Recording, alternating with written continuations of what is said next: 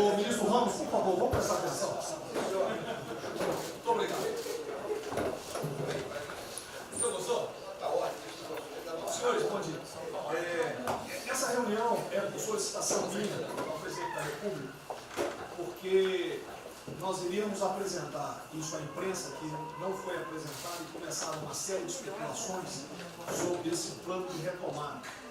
Então, eu solicitei ao presidente uma reunião com os ministros, porque o plano não vai ter efeito se todos os senhores não nos ajudarem, cada um na sua área, claro. Tá? Na hora que nós precisarmos das pessoas para a coordenação do plano, o Ministério que não colocar uma pessoa realmente que seja envolvida e tenha capacidade para poder coordenar e executar, esse Ministério vai ficar mais fraco e aí o plano todo fica meio capenga. Tá? É uma apresentação de 10 minutos no máximo, mas é somente isso. Eu pediria também aos senhores que a finalidade não é reunião de ministros para nós discutirmos nada, simplesmente para apresentarmos o plano. Como é que saiu essa ideia?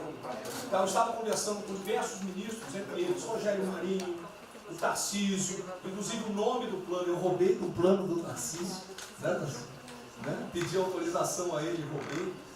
É um plano Marshall brasileiro. Né?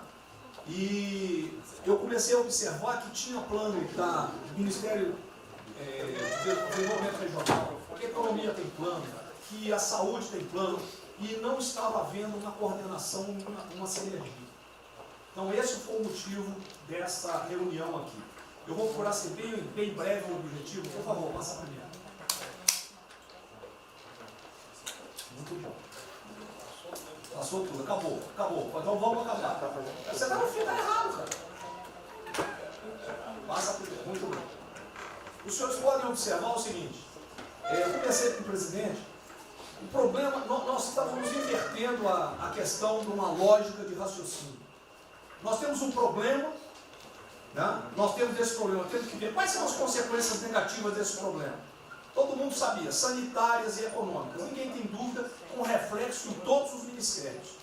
Mas o foco não é na solução do problema. O foco hoje, de uma maneira geral, é quem é o culpado. Tá? E nós queremos recolocar,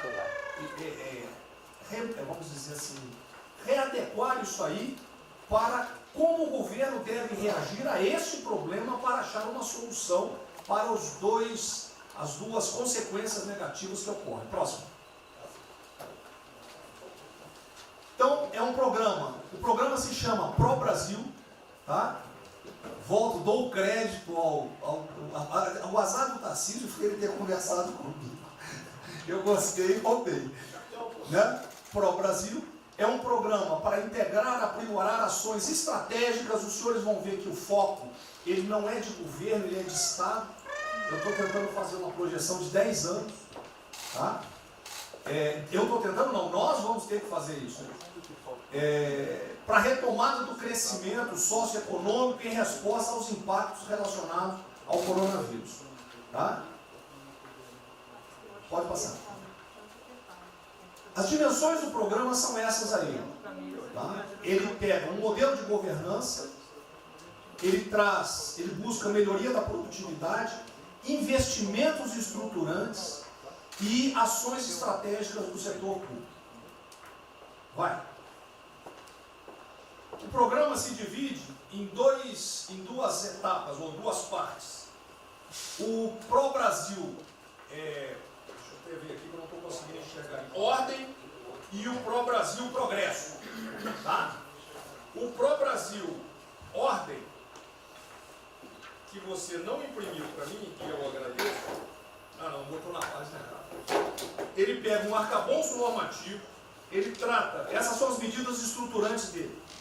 Vai ter que ter um arcabouço normativo, investimentos privados, segurança jurídica, jurídica e produtividade, melhoria no ambiente de negócios e mitigação dos impactos socioeconômicos. Na parte de investimento, ele foca em obras públicas, parcerias do setor privado. Esse programa também ele tem um foco na redução das desigualdades regionais. Tá?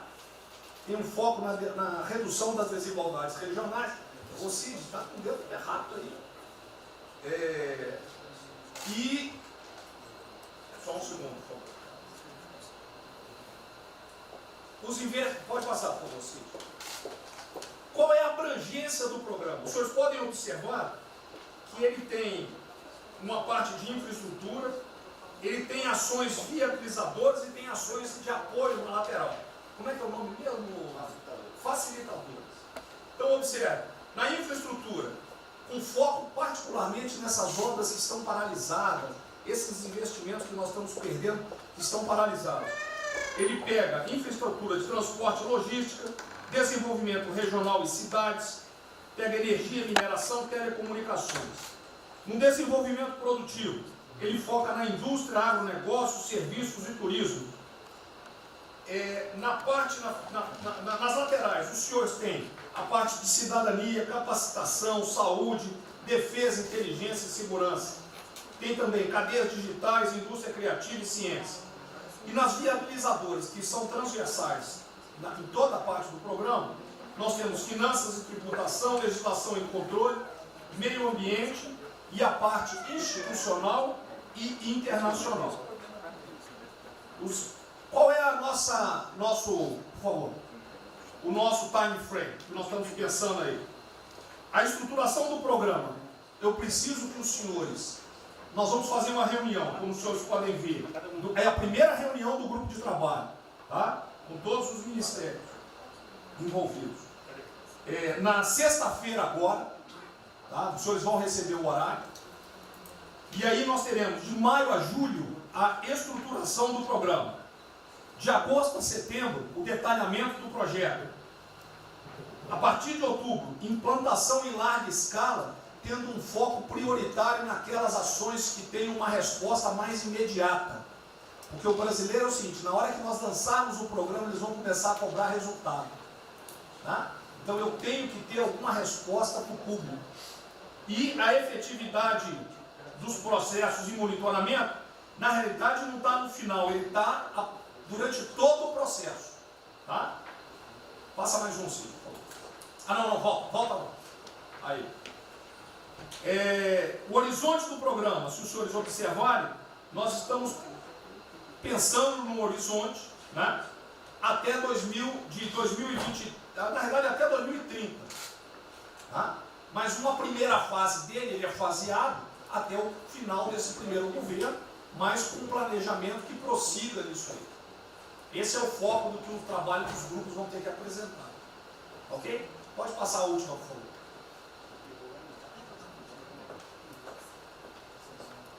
É sensorial. Certo? Só um layout para os senhores. Então, na sexta-feira, eu solicitaria que os senhores, quando enviassem os representantes, esses representantes já viessem com uma noção dos programas ou do que os senhores pretendem dentro dos ministérios de vocês. Uma primeira ideia, e nós vamos partir disso para elaborar isso aí. O trabalho não será feito aqui é somente uma coordenação. Cada ministério vai fazer e nós vamos coordenar. O presidente Ernesto. Vamos dar a palavra para o Guedes, com todo respeito aos demais, acho que é o ministro mais importante nessa missão. Eu queria fazer a primeira observação seguinte: não chame de plano macho que revela um despreparo enorme. Não, isso aqui foi só aqui agora. Quando se falou em plano macho, o Brasil é um nome espetacular. 10.000. Plano macho é um desastre. Revela despreparo nosso. Plano macho, por exemplo, os Estados Unidos podem fazer um plano macho para nos ajudar. A China deveria financiar um plano macho para ajudar todo mundo que foi atingido. Então, a primeira linha da equação, a gente tem que tomar muito cuidado, isso é o plano pro Brasil. Nos fala plano mágico, é um desastre, vai revelar a falta de compreensão das coisas. A segunda coisa é o seguinte: é super bem-vinda essa iniciativa para nos integrarmos todos. Agora, não vamos iludir. A retomada do crescimento vem pelos investimentos privados, pelo turismo, pela abertura da economia, pelas reformas. Nós já estávamos crescendo. Voltar numa agenda de 30 anos atrás que é investimentos públicos financiados pelo governo. Isso foi o que a Dilma fez 30 anos. Então está cheio de gente pensando nessa eleição agora e botando coisa na cabeça de todo mundo aqui dentro. São governadores querendo fazer a festa, são às vezes ministros querendo aparecer, tem de tudo. E todo mundo vem aqui, vamos crescer, agora tem que crescer, tem que ter resposta imediata, o governo vai gastar. O governo quebrou. O governo quebrou. Em todos os níveis. Prefeitura, governador e governo federal. O que nós conseguimos fazer? Nós sinalizamos o contrário. Nós desalavancamos o banco público, reduzimos o endividamento, baixamos os juros e o Brasil ia começar a voar. Então, se a gente lançar agora um plano, todo o discurso é conhecido, acabar com as desigualdades regionais, na língua, claro. Está lá, são os detalhes dele. É bonito isso, por isso é o que o Lula e a Dilma estão fazendo há 30 anos. Se a gente quiser acabar igual a Dilma, a gente segue esse caminho. Então, eu acho o discurso bom, mas nós temos que tomar cuidado e reequilibrar as coisas. Não pode o ministro, para querer ter um papel preponderante esse ano, destruir a candidatura do presidente, que vai ser reeleito se nós seguirmos o plano das reformas estruturantes originárias. Então, eu tenho que dar esse recado, uma vontade de exposição, nós vamos ajudar tudo, mas nós não podemos nos iludir. O caminho desenvolvimentista foi seguido. O Brasil quebrou por isso. O Brasil estagnou. A economia foi corrompida, a política foi corrompida. A economia estagnou através do excesso de gastos públicos. Então, achar agora que você pode se levantar pelo suspensório, como é que o governo quebrado vai investir, vai fazer grandes investimentos públicos? Tarcísio sabe disso, conversando sempre. Tarcísio sabe o seguinte: quanto é que você consegue, Tarcísio, passar de 5 bi para quanto? Para 15, para 20, para 30? Multiplicou por 6. Quanto é que você consegue de investimento em concessões? 250. Tá certo? Então, ó, tem 100 bilhões vindo para saneamento, tinha 100 bilhões que viriam, as 17 maiores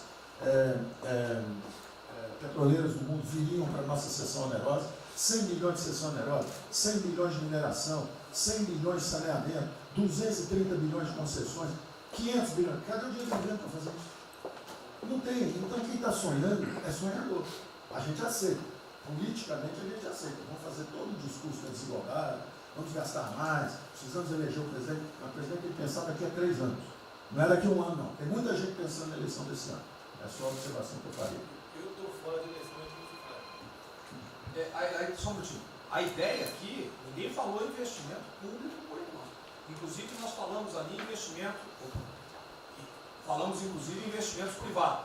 O que tem que acontecer é o seguinte: eu estou vendo um plano de tanta gente, nós temos que centralizar a imprensa, a economia, exatamente o que pode, o que não pode. Fundamental a coordenação. Até para isso na imprensa que está saindo. Que são na imprensa assim, plano Marshall e economia está fora. Quer dizer, alguém foi para a imprensa e falou: vê o plano Marshall ali, a economia está fora. Quer dizer, enfraquecer o nosso discurso no momento desse é uma tolice, é um atentado contra nós mesmos.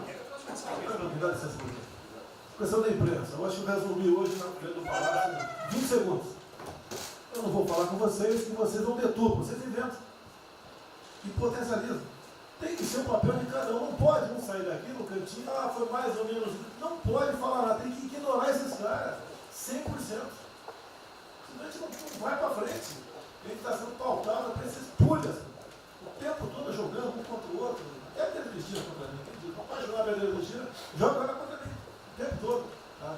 Então, se a gente puder falar zero com a imprensa, é essa aí.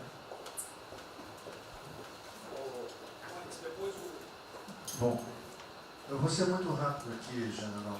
Primeiro, parabéns. É fundamental esse processo de coordenação e de centro de governo. Nós precisamos ter isso cada vez mais aprofundado e com melhor qualidade. Segundo, eu quero, não precisa, mas eu quero me somar a essa visão do ministro Paulo Guedes, porque vamos lá. Nós recebemos o governo com 36 mil obras paradas.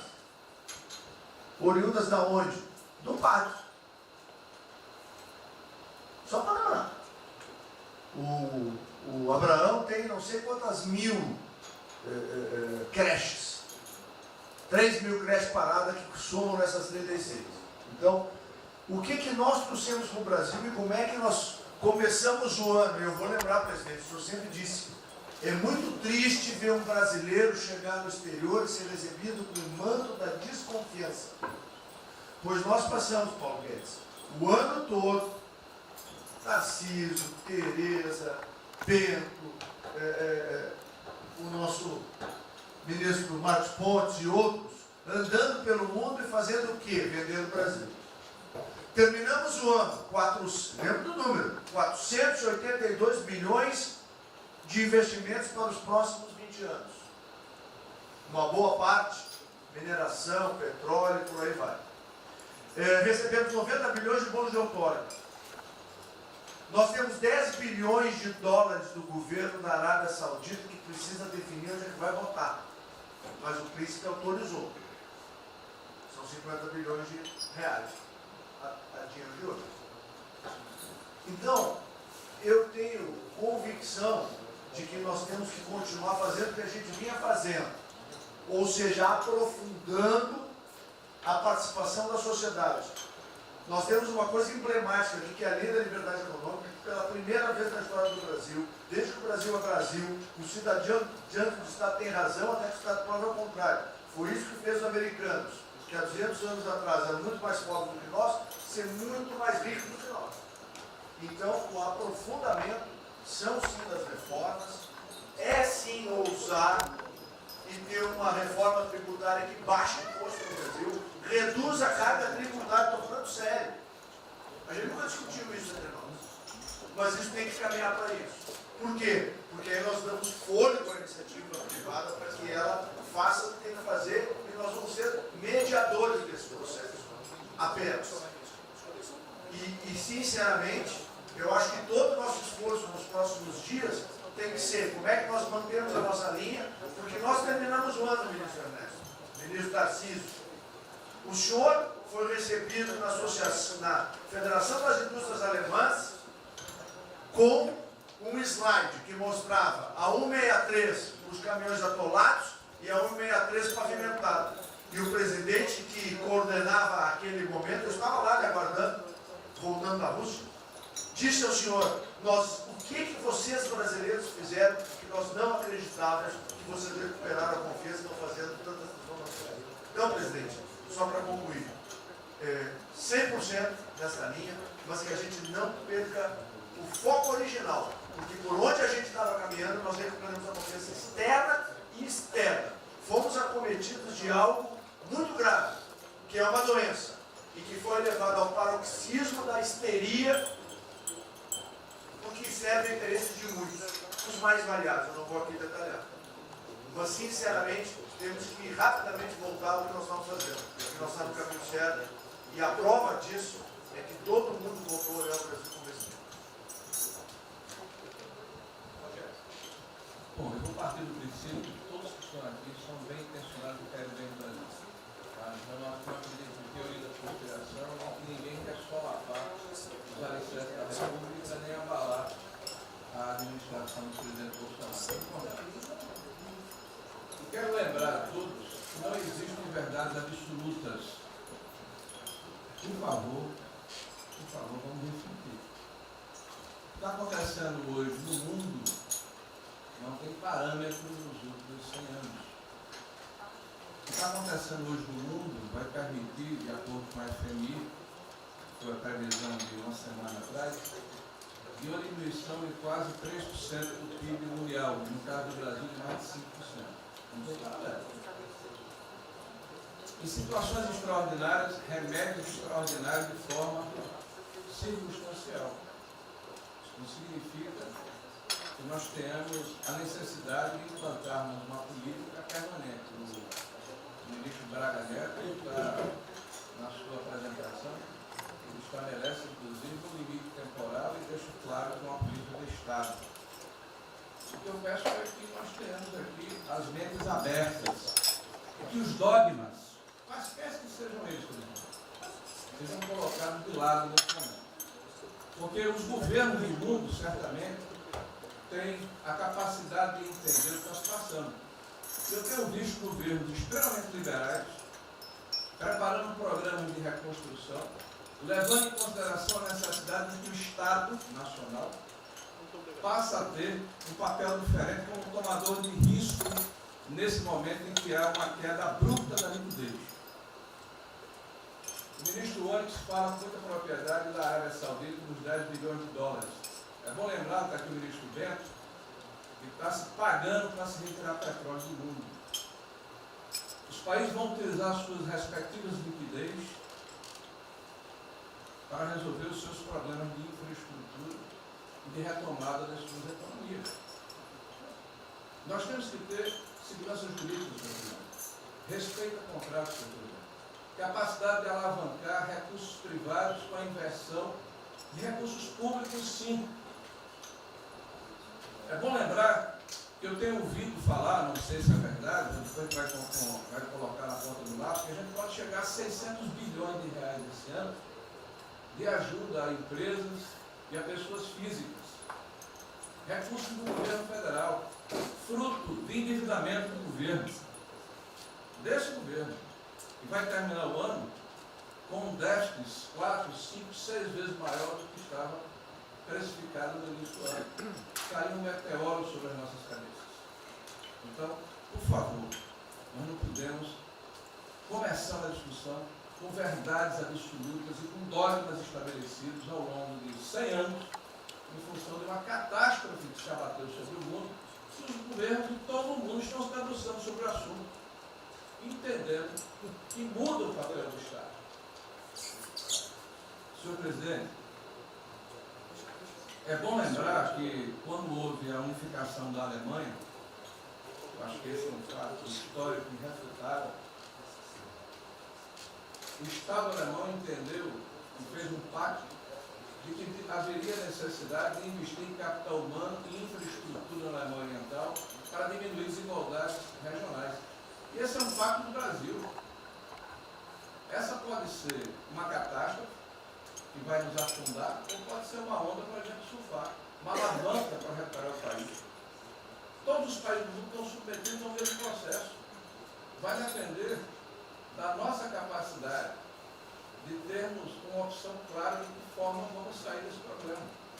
Se vamos gastar 600 bilhões de reais para resolver uma situação que é emergencial e todos reconhecemos que é necessária, e darmos segurança à população, no caso alimentar, para evitarmos o caos, para diminuirmos a mortandade das empresas, muito bem, está correto, essa é a boa direção.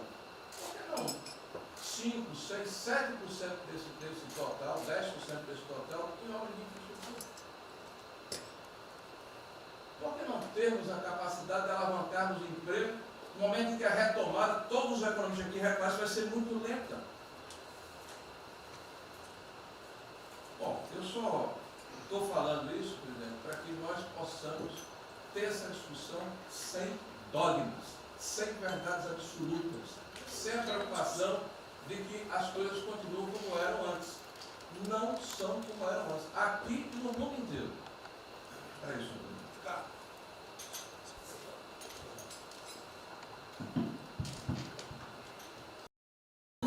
Atrás da porta, ouvindo que seu filho ou sua filha está comentando. Tem que ver, depois que ela engravida, não adianta falar com ela mais.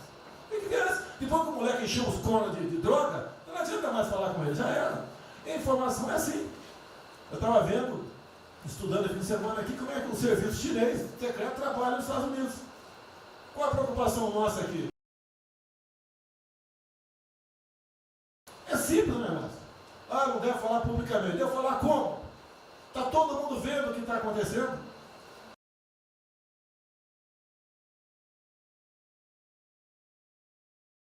Tudo bem. Você tira do porra. Não tira. É uma realidade. Não adianta esconder mais, tapar o sol com a peneira.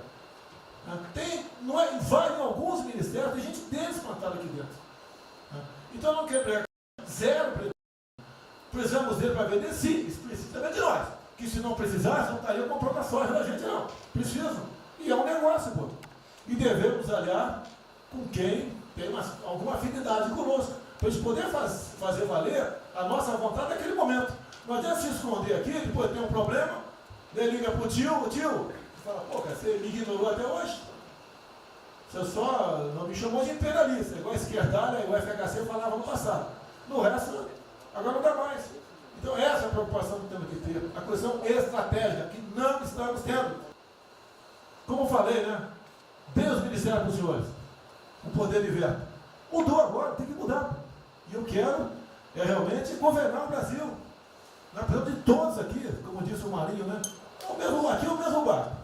Se alguém cavar no porão aqui, vai todo mundo para o saco aqui, vai todo mundo morrer afogado. Então é isso que a gente precisa. É pensar além do que tem que fazer internamente aqui. Quando eu explodi em metro, conversei com o Paulo Guedes. Desculpa a linguagem, é uma putaria. Putaria em metro. Trocar tacógrafo, trocar taxímetro, botar chip na bomba de combustível. Putaria, igualzinho a tomar 3 pinos. Está muito bem agora, a imprensa viu a porrada. Ah, botou um coronel. O coronel foi formado pelo INE. Eu ia botar um coronel, você vai ter uma formação. Tá? E assim nós devemos agir. Como estava discutindo agora, IFAM, né? Está lá vinculado à cultura. Eu fiz a cagada em escolher, não escolher uma pessoa que tivesse também outro perfil. Uma excelente pessoa que está lá, tá? Mas tinha que ter outro perfil também.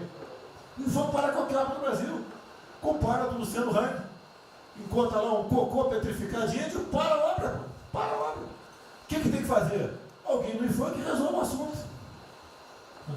E assim nós temos que proceder.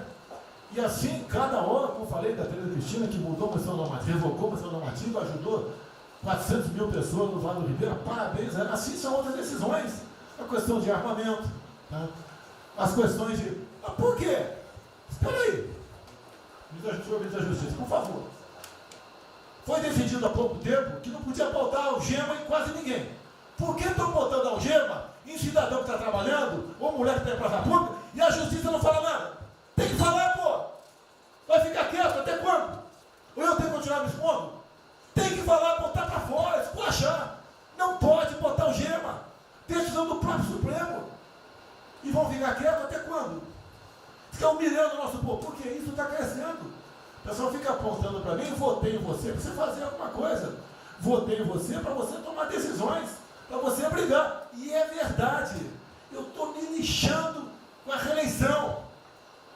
Eu quero mais que alguém seja eleito, se eu vier candidato, tá? Eu quero ter paz no Brasil, mais nada. Porque se for na esquerda, uma porrada de vocês aqui tem que sair do Brasil, que vão ser presos. E eu tenho certeza que vão me condenar por homofobia, 8 anos por homofobia. Ele inventa o racismo, como inventaram agora para o Von Traub. Desculpa usar a puta que eu pariu. O Von Traub pode falar uma merda do mundo, mas racista? Vamos ter que reagir, pessoal. É outra briga. Tem que ser um governo com altivez. Se expor, mostrar que nós temos o povo do nosso lado. Que nós somos submissos ao povo. Nós queremos realmente, é como disse, se não me engano, Margaret Thatcher, né? Ou Reagan, não sei, para ser conduzido pela povo brasileiro, ponto final. Onde o povo está, vamos estar juntos. Eu não convidei ninguém para ir para frente do Forte Apache. Ninguém, zero. Estava na casa do meu filho, fiquei sabendo, vou para lá. A empresa está falando agora que não sei, 2 ministros militares aí não aceitaram meu convite. O dia que ou eu convido o ministro para o churrasquinho em casa, eu pago a missão. Eu vou pagar a missão. A missão for absurda, o ministro falou, tchau, estou fora. Tá certo? Ou vai e fica puto, mas vai, puto. E jamais eu vou pagar uma missão escrota para quem quer que seja. Nem no quartel fazer isso com recruta, nem no quartel. Tá certo? Quem tirar o nosso convívio aqui, que é muito bom, partir para essa linha. Não estamos em desespero, nós estamos bem. Não somos acusados de desvio, de corrupção, nada, está zero. Temos problema pela frente, vamos tentar solucionar. Eu tenho conversado com vários ministros e vamos solucionar, porque o destino do Brasil está na mão desse grupo privilegiado que está aqui. E eu não seria nada sem vocês. Vocês não seriam ministros sem eu. Duvido, dificilmente eu tenha sido ministro se tivesse uma data aqui, eu duvido. Podia aceitar por alguns dias, né? Depois ver a sacanagem que ia ser, não ia ser diferente do que foi os 2 anos anteriores do PT, né? Ia pedir para sair. Então, um apelo para vocês: todo mundo se preocupa com o futuro do Brasil, com a questão política. Criticar um ato de uma pessoa ou outra não é criticar o Congresso ou de criticar o Supremo Tribunal Federal. Quem não ficou revoltado, o Moro ficou revoltado com a liberdade desse pessoal. Por causa de vírus, botou esse estuprador para fora. Imagine ter estuprado uma filha nossa, um filho da puta desse posto de liberdade. Nós temos que colocar no lugar dessas pessoas, desse pai que tem a filha estuprada, e o vagabundo foi posto na rua. Com a decisão, foda-se quem seja, tem que jogar pesado em cima disso. Não é um desabafo, pessoal, é uma realidade. O nosso barco está indo, mas não sabemos ainda, no momento, dado o último caso, vírus, para onde é nosso barco. Pode estar indo em direção ao iceberg. A gente vai para o fundo. Então vamos se ligar, vamos se preocupar. Quem de direito se manifesta com altivez, com palavras polidas, tá? Mas coloca uma posição. Porque não pode tudo, veio para a minha retaguarda, tudo. Tá? E vocês têm que apanhar junto comigo. Logicamente, quando tiver motivo para apanhar. Ou motivo para bater.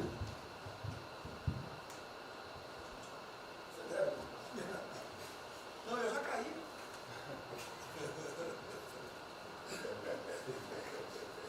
Já foi ministro Moro, pronto. A sequência aqui é o seguinte: o ministro Moro, Montezano, o Nelson e o Paulo Guedes. Aí eu pediria só aos senhores que fossem em pé. Você também? Paulo Guedes quer uma política e quer cobrar os raios. Assim, depois do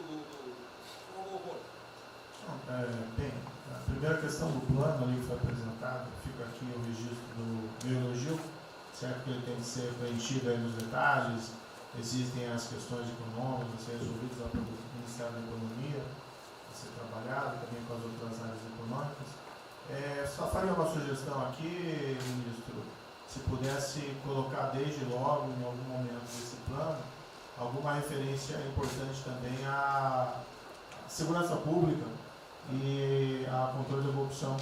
Foram dois temas centrais, né, nas últimas eleições, e são dois temas que, embora, claro que o plano vai ficar sujeito aí ao detalhamento necessário, mas acho que é importante ter uma referência inicial para não parecer que nós estamos descurando desses aspectos específicos. Nós não entramos em detalhes, porque isso aqui, o senhor viu que todos os ministérios praticamente se mandaram, isso aí para mim viria no detalhamento do ministério, mas eu acho que politicamente cabe. Não, sim. Não, eu entendo que cabe no detalhamento, mas acho que uma referência, né, seria interessante. Tem que apontar também que foi uma vitória do governo, do presidente, né, no passado houve uma queda expressiva desses principais indicadores criminais. Isso, embora seja mais vinculado com a questão da vida e segurança das pessoas, também é um fator importante para o investimento econômico, para também melhorar o ambiente econômico. E o controle da corrupção também é pressuposto. Né? Eu faria exclusivamente essa sugestão específica. Muito obrigado. Já está anotado. Montezano, ministro, primeiramente, parabéns. Acho que é um momento oportuno para a gente começar a falar do dia seguinte. O próprio ministro Guedes, nas discussões que temos tido nas últimas semanas, tem nos orientado. O BNDES foca na reconstrução, foca no dia seguinte, porque a crise de saúde vai demorar alguns meses e a reconstrução muito mais meses do que isso. Então é muito oportuno a gente já começar a discutir isso. Segundo, aqui eu subscrevo as palavras do ministro Salles. O que a gente tem observado nos projetos e concessões, etc., uma parte crítica, essa legislação para o funcionamento da máquina pública. É um momento muito oportuno para a gente aproveitar isso. Isso faz uma baita diferença no preço de um projeto, na velocidade, faz muita diferença. Então, subscrevo aqui as palavras do ministro Salles. E por último, ministro, quando eu assumi o banco em julho, o banco estava montado como uma fábrica de empréstimo. O banco, durante 15 anos, foi uma fábrica de empréstimo. De julho até hoje, a gente fez uma reestruturação completa no banco, montando o que eu acredito hoje ser já o maior banco de investimento do Brasil em pessoas, e um banco de investimento de serviços focado em planejamentos econômicos setoriais e estruturação de projetos. Tá? O banco já está atuando dessa forma.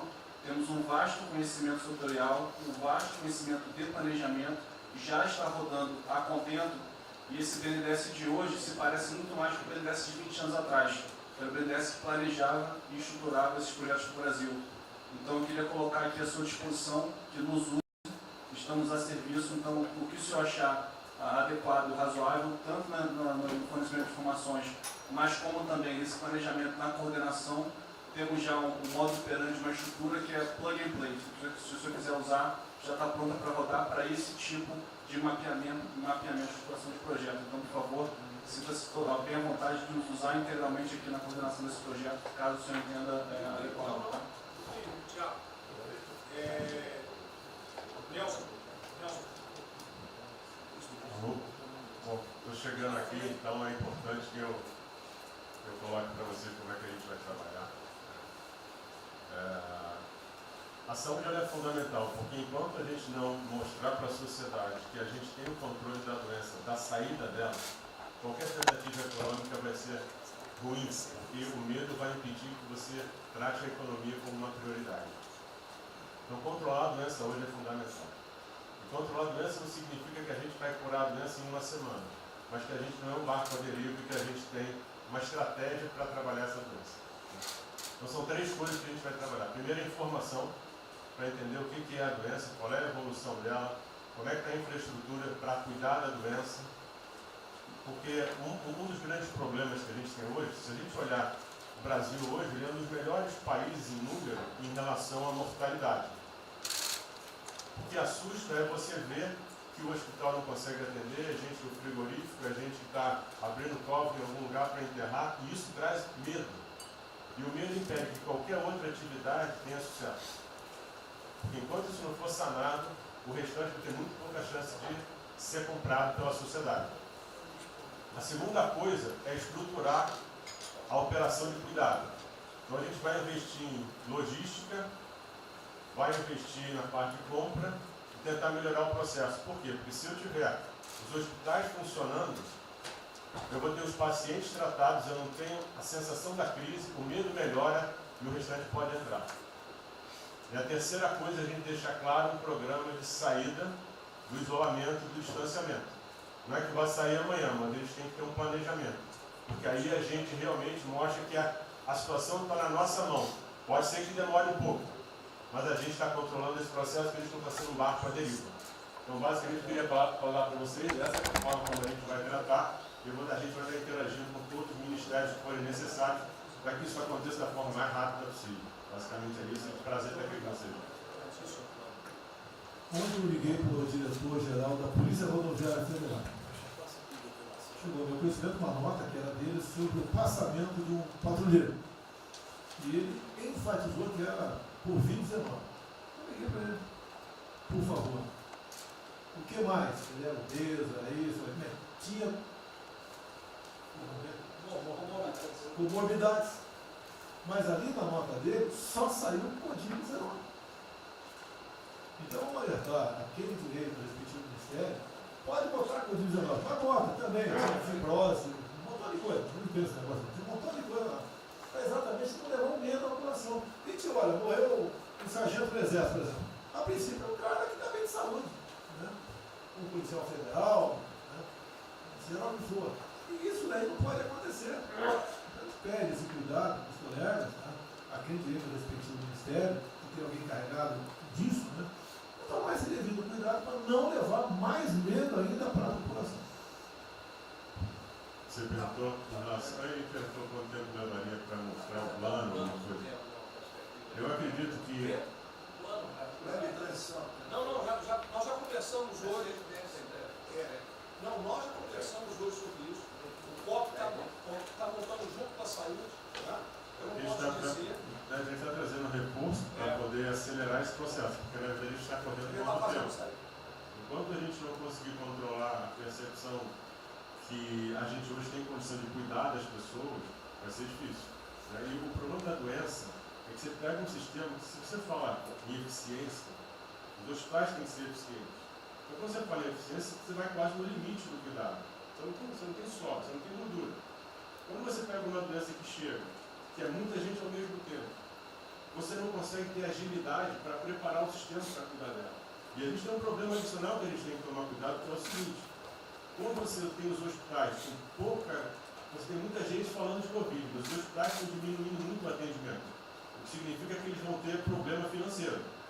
Se isso prorroga, esses hospitais vão ter cada vez mais dificuldade, você vai poder ter um hospital mais sucateado, um hospital fechado. O que está acontecendo hoje? Vamos botar em números hoje. A gente tem 4 milhões de pessoas hoje com a Covid. O Brasil hoje tem 212 milhões de pessoas. Tem 208 milhões que não estão tendo a atenção necessária. Você tem câncer cardiovascular, isso tudo está represado, a demanda é reprimida.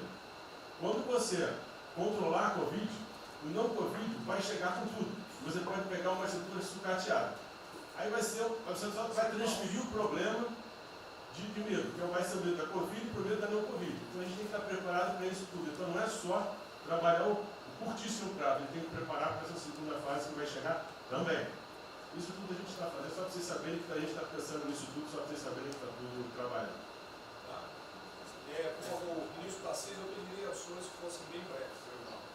Não, já não temos aí.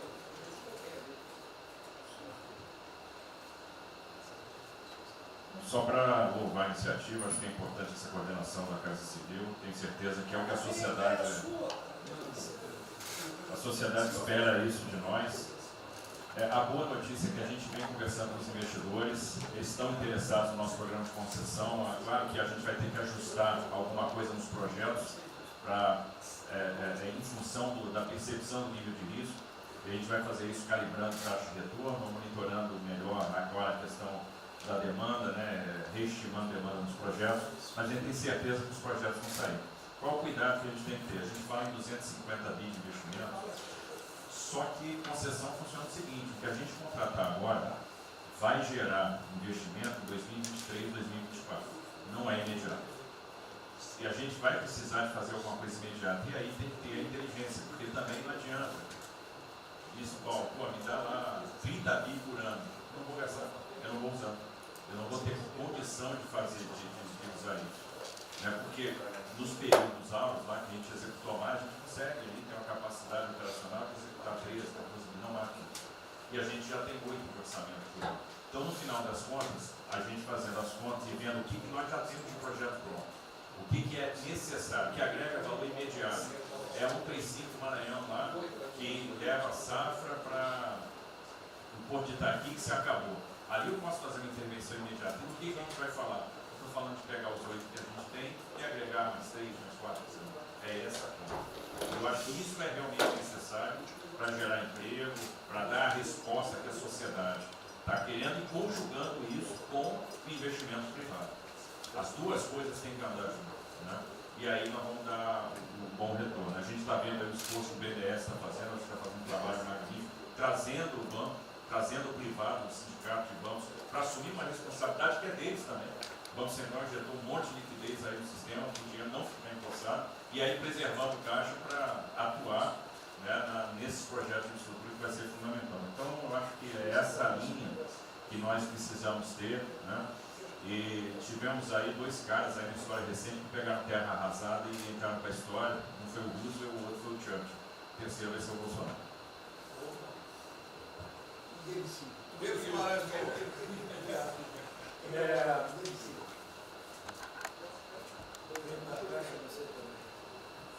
peço aos senhores que sejam breves. São só 5 pontos muito rápidos. Primeiro, presidente, o maior programa da história do mundo de inclusão social, digital, que nós estamos fazendo nesse governo, pessoas que tomavam dinheiro a 25% ao mês. Quer dizer, todos os ladrões lá, PT, PMDB, PSDB, aquela ladroagem toda, 25% ao mês. E ninguém se indigna. Esse governo que se indignou, o governo dos liberais. Então, assim, acho que a gente está com problemas narrativos. Hoje de manhã, por exemplo, o pessoal da Band queria dinheiro. O ponto é o seguinte: vai ou não vai dar dinheiro para Bandeirantes? Não vai dar dinheiro para Bandeirantes? Passei meia hora levando porrada, mas repliquei. E falei: olha, vocês estão em casa? Eu tenho 30 mil funcionários na rua. Não tem esse negócio, essa frescurada de home office. Eu já visitei 15 agências. E você em casa? Aí o pessoal ficou um pouco mais calmo. Quer dizer, eu posso ter 30 mil brasileiros nas agências lá. Sabe quantas pessoas a Caixa está pagando hoje? 7 milhões de pessoas. E todo mundo home office. Que porcaria é essa? Desculpa o meu ponto, presidente. Quando o senhor falou, eu vou me emocionar. O Luiz Lima, que nadou com meu pai, foi atleta olímpico teve a esposa e a filha de 14 anos presa ontem, no Camburão. Que porra é essa? Desculpa. Que porra é essa? O cara vai pro Camburão com a filha, que se fosse eu, ia pegar minhas 15 armas e ia dar uma... Eu ia morrer. E se a minha filha fosse pro Camburão, eu ia matar ou morrer. Que isso? Estava nadando, é uma atleta olímpica. Você tira a pessoa está nadando com 14 anos. Eu tenho uma filha Maria de 14 anos.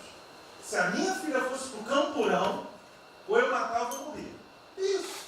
E a esposa do Luiz Lima nem usou o fato de ser esposa do deputado federal. Mas assim, foi calado, saiu e calado. aquele governador roubando para direito, está tudo quanto é lado. Então o governador rouba, aí ele sai prendendo todo mundo e fica tudo isso por isso mesmo. Aí a gente faz o maior programa da história da humanidade de inclusão de pessoas que recebiam 25% ao mês, cobrado. PSDB, PT, PMDB, aquele grupo todo. Na hora de privatizar, todo mundo, com 200 milhões, 300 milhões, tem vice-presidente da Caixa que eu expulsei, dos 120, 105 eu tirei. E se o senhor precisar, obviamente, meu chefe, o ministro Paulo Guedes, ele decide. Não tem problema. Inclusive, porque o que acontece? Se roubar, eu vou ligar para o ministro Moro para prender. Agora, se precisar de um diretoria, não sei o quê, desde que sejam honestos, o ministro Paulo Guedes é que decide, etc. Mas dos 120, eu tirei 105. E na Caixa, não tem desonestidade, até onde eu saiba. Mas, assim, eu acho que a gente está levando muita porrada, presidente. E, de novo, não estou dizendo de ninguém daqui, não. Só leva porrada. Agora, tem limite. Desculpa, todo lugar que eu vou, as pessoas normalmente são educadas. Mas a paciência chega no limite, obviamente não dessa maneira. Eu acho que tem um ponto. Nós estamos emprestando 154 bilhões de reais, mas só um ponto que eu acho importante. Tarcísio é super meu amigo e ele é muito esperto. Qual que é o grande ponto que a gente tem que evitar? O cara está quebrado, já estava quebrado antes e quer lançar um adesivo. Então, assim, claramente tem que ajudar e eu concordo. Tanto que nós emprestamos 43 bilhões de reais para o segmento imobiliário. 1,5 milhão de pessoas deixaram de ser demitidas. Agora não é para todo mundo, não. Aquela empresa que já estava quebrada antes, por que a gente vai dar uma adesivo? Então, este ajuste fino é importante, os bancos têm que fazer. Por quê? Último ponto que eu falo. Já estou sendo processado também, vou mais 2 juntos para a cadeia, por causa do auxílio emergencial. Sabe o que tem? Tem gente do TCU dizendo que a gente está ganhando muito, e tem gente dizendo que a gente está ganhando pouco. Ferrou. Ou seja, tem gente querendo me prender porque está dizendo que a gente está ganhando muito. E tem gente querendo me prender, que são aqueles caras lá que estavam antes, ganhando pouco. Vão acabar sendo presos, mas o que a gente não vai fazer? Deixar 30, 40, 50 milhões de pessoas passarem fome. Então, é só o meu recado dizendo o seguinte: a Caixa é o banco de todos os brasileiros. Poxa, a gente está com 30 mil pessoas. Eu passo ligando, 45 pessoas na Caixa tiveram coronavírus. 2 faleceram, um, na verdade, com 70 anos já estava aposentado, e outro. A pessoa, eu chorei mais do que a pessoa, a mãe. Uma pessoa em 30 mil que estão o dia inteiro. E eu já falei para minha esposa, se tiver qualquer coisa, eu vou tomar 1 litro de hidrocloroquina, aquelas coisas todas. Então, assim, eu acho que a gente está, só o último ponto, numa questão de histeria coletiva. Quer dizer, eu posso ter 30 mil funcionários da Caixa pagando 7 milhões hoje, 2 milhões na segunda, ontem a gente abriu 800 agências, vamos abrir no sábado, no domingo, 2 horas antes. Então, o que a imprensa quer?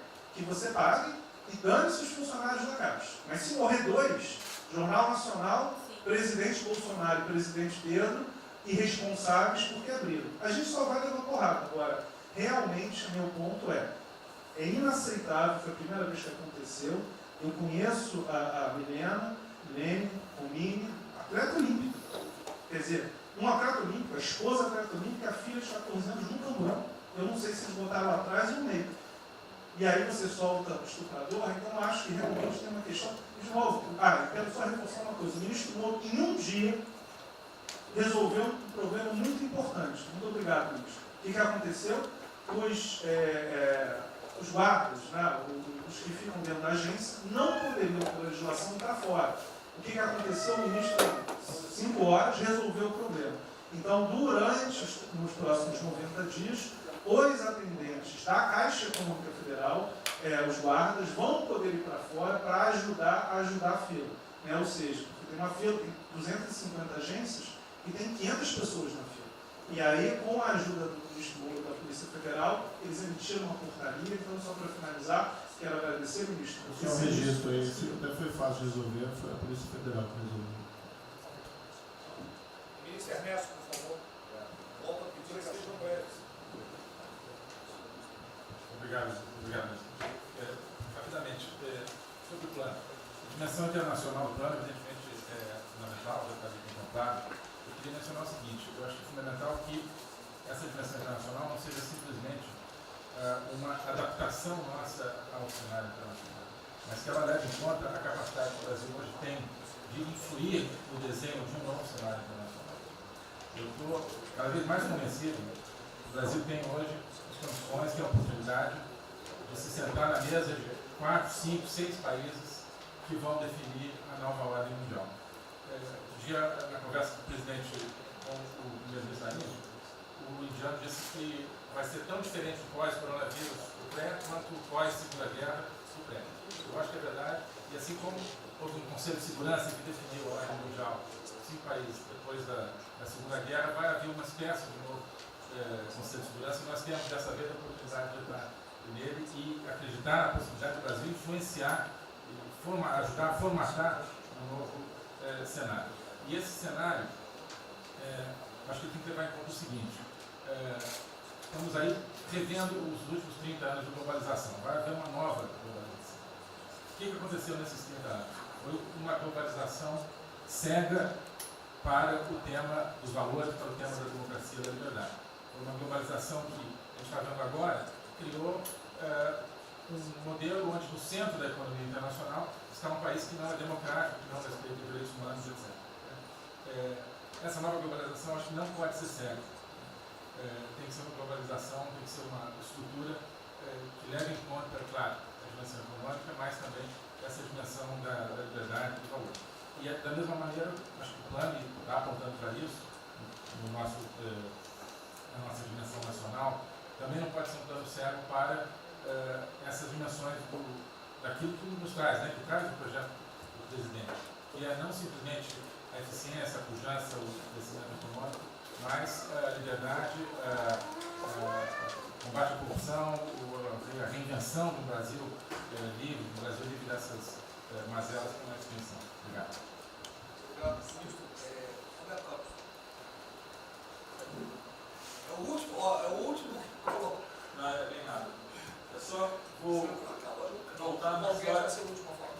Vou voltar aqui numa história breve. Queria lembrar que no fim do governo Dilma a taxa de juros era 14,5%, a curva, mas a taxa longa era 20%. E aí quando a gente olha o que aconteceu e o que proporcionou a taxa de juros cair, é interessante, porque teve um dia, 18 de agosto, saiu uma manchete no jornal que todos os elementos apontavam que ia ter o teto de gastos. Naquele dia, a curva de juros começou a cair e foi quando depois o presidente do Banco Central anterior começou a cair os juros. Ele caiu os juros até o nível de 6,5, estabilizou, teve a incerteza das eleições, uma incerteza do PT poder voltar, a taxa piorou. Depois, curiosamente, quando o mercado entendeu que ia ter a Previdência, foi quando abriu espaço para colocar os juros novamente. Então, a razão dos juros ter ido de 14,5, 15 ou 20 para o que está hoje foi o fato da sociedade e do mercado ter entendido que o governo ia ter disciplina em relação às contas públicas. Isso a gente não pode esquecer. Tá? Se permite, Alberto, então você está dizendo aí que não só a Selic tem como uma taxa longa, nós devemos basicamente a PEC do teto, é isso? Isso. Estou dizendo exatamente isso. E depois também a Previdência. Então, dito isso, eu acho que é importante a gente passar essa mensagem. Um outro tema só, aí em relação ao plano, 3 pontos só que eu acho importantes. A gente tem feito reuniões entre os banqueiros centrais de vários países do mundo, quase todas as semanas. Eu acho que tem 3 pontos que são importantes. Primeiro, existe um consenso hoje que o mundo privado está com muito medo de tomar risco. Então, que não vai ter como ter uma saída rápida sem que o governo não entre de alguma forma no mundo risco. Porque o mundo privado está com medo de tomar risco pelo fator medo. Que é o fator que o doutor mencionou, que eu acho que é muito importante. Se amanhã você permitir todo mundo no estádio de futebol ver um jogo, será que todo mundo vai sair de casa e vai? Qual é o fator medo? O fator medo é interessante porque quanto mais informação você tem, mais medo você tem, porque a mídia joga medo. Então você tem hoje uma classe mais alta que tem mais dinheiro que a classe mais baixa, exatamente porque eles têm mais acesso à informação e a informação enviesada. Então, o primeiro ponto é esse que é uma risco. O segundo ponto rápido é um tema que eu acho que está muito crescendo também, crescendo bastante, que é a análise, que a gente chama de análise intertemporal. Quando você faz uma ajuda, quando o governo faz um gasto, geralmente acontece duas coisas. Ou você bota fundo perdido, ou seja, esse gasto não vale nada, e aí vai ter um reflexo na economia, na taxa de juros, ou as pessoas exageram falando esse gasto vai ser um multiplicador. Provavelmente não é nenhuma coisa nem outra. O que eu acho que falta de analisar os gastos do governo é o quanto desse gasto que eu recupero lá na frente, via preservar empregos, via manter uma empresa viva, que ia morrer. Então eu acho que falta análise completa do gasto. O gasto nunca é fundo perdido. Também ele nunca é muito multiplicador, ele é um meio do caminho entre uma coisa e outra.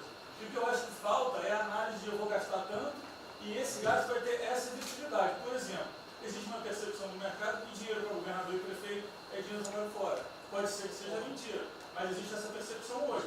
E tem vários vídeos rodando por aí, os senhores devem ter visto, de que o dinheiro vai para a prefeitura e não vai parar, porque vai em bem intangível, que é difícil de controlar. Vai em programa que a pessoa nunca tem como monitorar. Então, acho que é importante esse tema de fazer essa análise intertemporal e ver realmente qual é a eficiência do gasto. E, por último, último ponto, conversando com investidores, a gente tem feito isso, inclusive nós fizemos uma conversa, 2 bancos centrais com investidores, inclusive de infraestrutura, e o problema principal que aparece em toda a conversa no Brasil, do investidor privado, é que, no passado, toda vez que o investidor privado entrou, teve muita sacanagem. O tema da governança é super importante.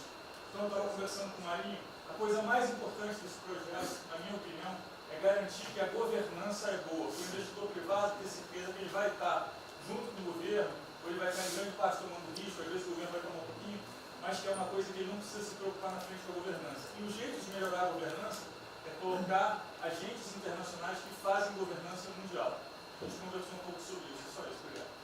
Obrigado. Ministra Damares, por favor. Perdão, Marcelo já falou? Não. Ministra, perdão. Ministra Damares. Ministro, parabéns pela ideia, mas eu preciso lembrar, e eu preciso fazer sempre isso para que a gente não perca o foco, a questão dos valores, ministro. Esse governo tem o pilar dos valores. Não se pode construir nada neste governo sem a gente trazer valores. Nós estamos sabendo, e a gente está falando o tempo todo, que nós não seremos mais os mesmos depois dessa pandemia. O mundo não será mais o mesmo, nós não seremos mais o mesmo, e nós vamos ter que fazer uma revisão de políticas públicas no mundo todo e no Brasil. Nós vamos ter que nos reinventar, com certeza. Neste momento, o que nós estamos vendo aqui no nosso comitê? Nós estamos buscando dados e não estamos encontrando dados. Nós recebemos um governo que não tinha dados, os dados que nós tínhamos eram falsos, mentirosos. Um Brasil de achismo, um Brasil de talvez, eu acho que talvez sim, talvez não.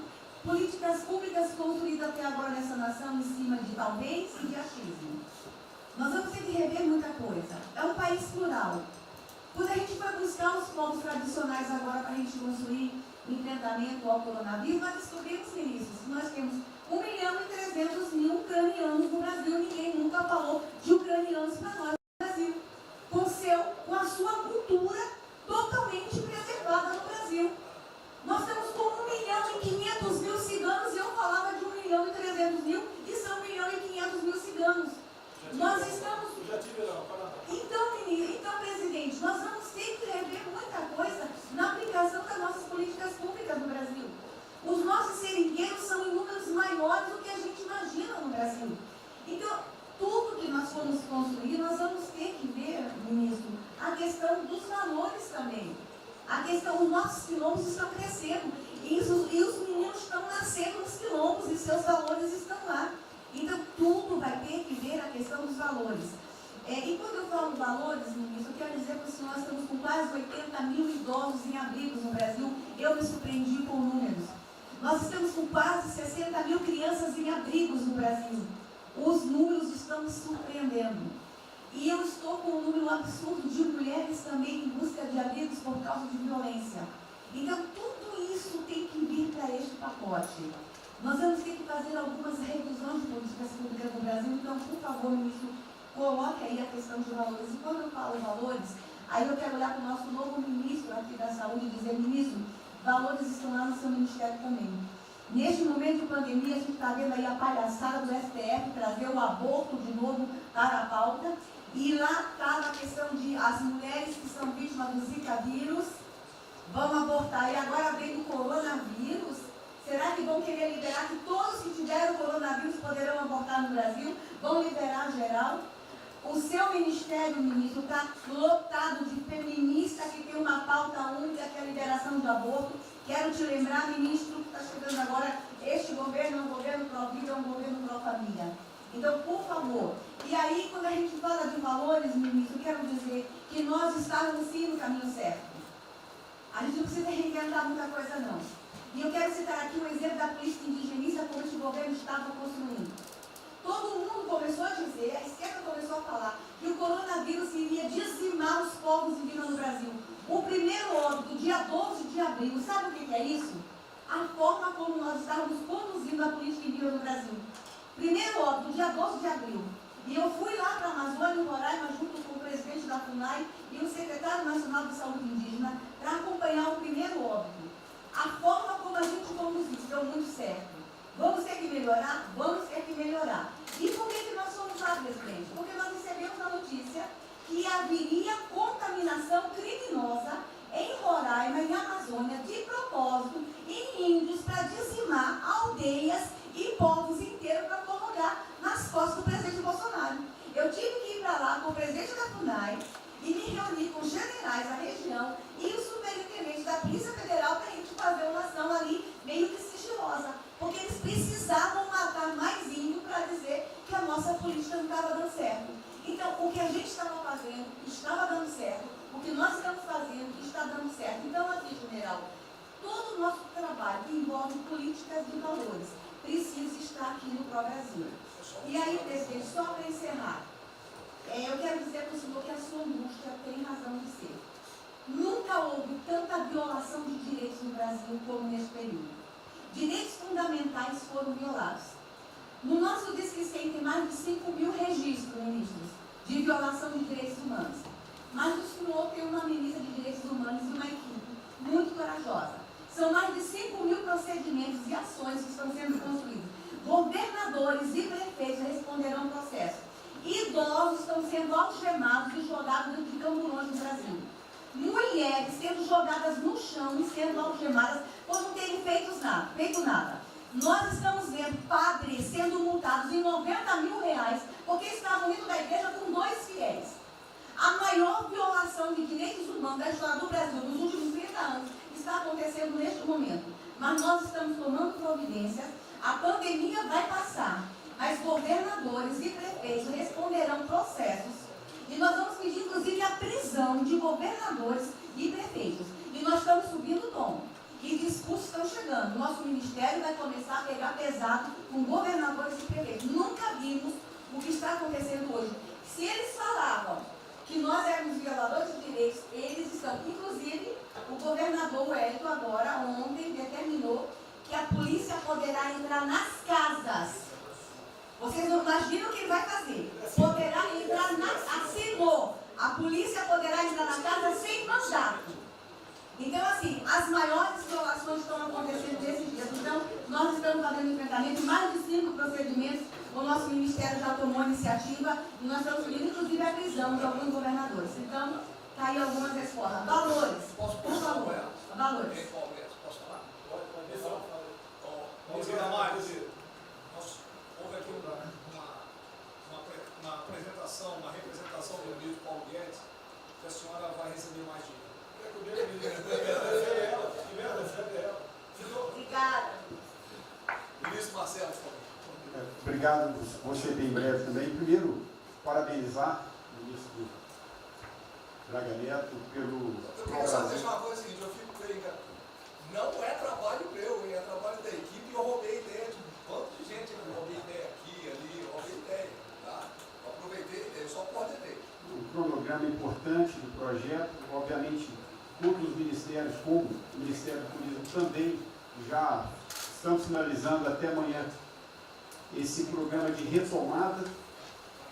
E, presidente, o turismo, obviamente, ele tem uma importância muito grande para a economia, o Paulo Guedes sabe disso, mais de 8%, ou seja, quase 10% do PIB nacional é turismo. E o presidente falou que vai extinguir o Ministério porque o turismo acabou. Agora precisa do Ministério mais do que nunca, presidente. O turismo ele vinha numa crescente muito importante. O ano de 2019 cresceu 2,6%, enquanto a economia cresceu 1%, gerou 163% a mais de emprego do que o ano de 2018. E, obviamente, no meio dessa pandemia, foi o primeiro a ser impactado de forma brutal. O Rogério Marinho sabe bem disso e nos ajudou muito aí.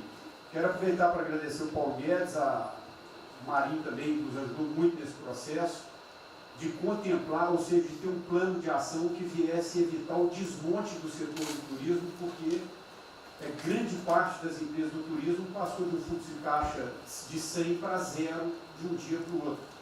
Então, ações como a suspensão de contrato de trabalho, o ministro Moro também agradeço, teve uma ação fundamental para o setor, que foi uma medida provisória que contemplasse ambas as partes, tanto o consumidor quanto as empresas, através da Senacom, que impediu judicializações em massa, porque aquela pessoa que comprou o ingresso de um show ou um pacote turístico, ela, se fosse para cima das empresas ainda para pedir um reembolso de imediato, isso seria catastrófico, geraria mais desemprego ainda.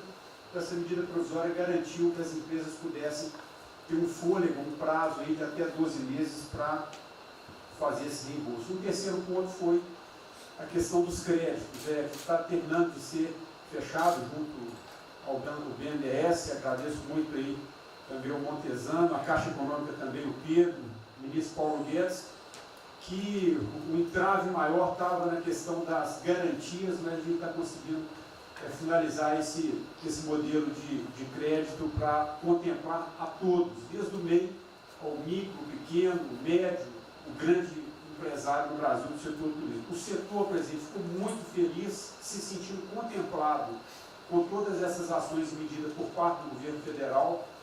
O setor do turismo no Brasil fizeram cartas com as principais associações agradecendo a postura do governo federal em relação a isso.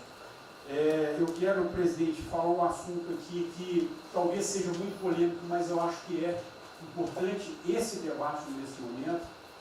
Aí eu falo também para a ministra Damares, que eu sei que é uma pauta muito sensível também a ela, que é a questão, presidente, porque o Ministério do Turismo agora tem que ter um planejamento, um plano de atração de investimentos, que é o que gera emprego, renda, é o que ajuda, obviamente, a economia do Brasil. E para isso, presidente, eu acredito que é um momento propício nesse planejamento da retomada de discutir os resorts integrados. Não é legalização de jogos, não é bingo, não é caça-níquel, são resorts integrados. Obviamente, presidente, uma pauta que precisa ser construída, ainda mais estou olhando para o cara aqui para mim. Uma pauta que precisa ser construída com as bancadas da Câmara, tanto a evangélica quanto a católica, mostrando ou desmistificando vários mitos que giram em torno disso. Não sei se o ministro Paulo Guedes concorda. Nós temos a possibilidade de atrair pelo menos 40 bilhões de dólares para o Brasil só de outorgas, de investimentos imediatos para essa pauta.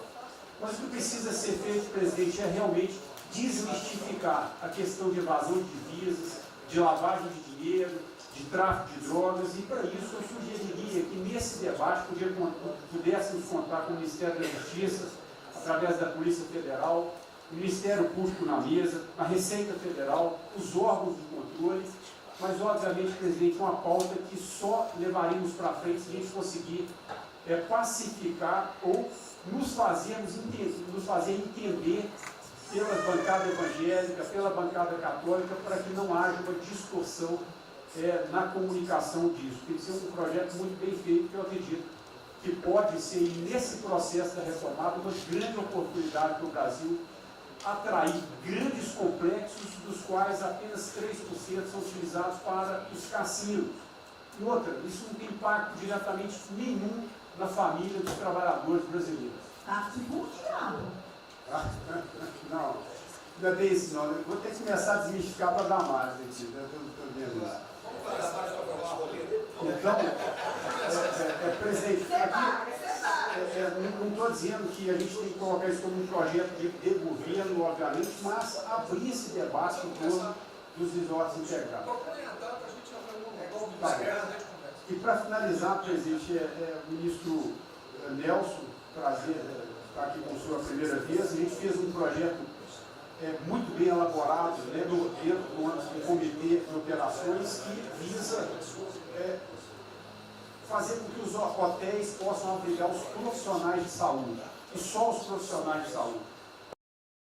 A questão do anterior do Ministério, por 2 vezes eu mandei a mensagem, não se manifestou, não se interessou, mas eu acredito que é um projeto que pode, sobretudo, trazer para o governo federal uma boa visibilidade com essa preocupação de quem está na linha de frente de combate, que são os profissionais de saúde.